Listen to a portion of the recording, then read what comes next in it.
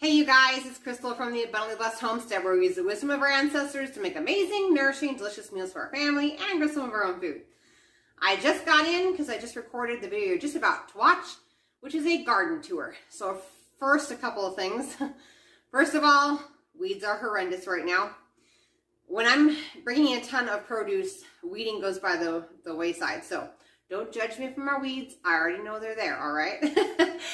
Second thing is we're going to go through, I didn't show you anything into the greenhouse because right now the greenhouse is rather bare. It's been over 100 degrees in there. So there's not much growing. There's some mint and one tomato plant. That's pretty much it. So we didn't go in there, but we covered everything inside the outside garden. So let's go take a look. Okay, so first of all is the real showstopper, which is Benjamin's memorial site. Has just really bloomed in the one way at the top. Just really, really pretty. Even down low is just packed full of flowers. Okay, so yes, I know there's weeds everywhere. Just is what it is at this point. We're having lettuce go to seed, apparently. Along this side of the fence over here as well, some weeds, but also some nice yellow pole beans, which I love because these are really easy for the kids to pick because you can see them. And those grow up the fence here. We have a basil plant still producing really, really good. And along here are cucumbers. A couple of zucchini got snuck on in here, which I need to harvest. Look at that again. And cucumbers continue along. Then we have more basil. I think this is oregano, and I think that's sage. Then we have some long forgotten and dying cabbages.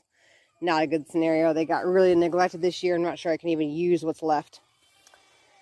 Then our whole row of tomatoes. In between our herbs and our cucumbers was a row of potatoes. We've dug those. And then over here is another row of tomatoes, which are just loaded. Lots of green tomatoes waiting to be harvested. There used to be a row of potatoes here. Those got dug.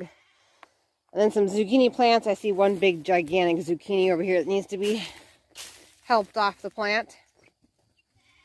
Alright, this next section is potatoes that are dead and now buried in weeds. So there's 2 rows of potatoes here that need to be dug. And 2 rows of potatoes over here that need to be dug. Then we have our pepper row, which looks really good. Nice, large bell peppers. There's some spicy peppers towards the end. They finally look really good. And then I have just a handful of paste type tomatoes on this side. 2 more rows of potatoes that are just about ready to get dug. My celery, which if you guys saw the celery salt video, you saw this already. Way in the back there are, well, you can see a pumpkin there, but are some vines with some more cucumbers. And then this whole row here is all different types of cherry tomatoes. Okay. This is our green bean patch. It's kind of on the 2-week break right now, but they'll come back and produce for another couple of weeks after they have a little break. This is actually where the row of pumpkins starts. And it just exploded all over our garden. So we have pumpkins pretty much everywhere. I also have a row of tomatoes here that's attached to this electroculture antenna. And they exploded as well. In fact, all of the tomato plants in this area completely exploded. Just in growth alone. The cherry tomatoes, before I started hacking off the tops, were actually taller than me. They were probably about 8 foot tall, which had never happened in my garden before. But this is an electroculture antenna here, and I have an electroculture antenna there.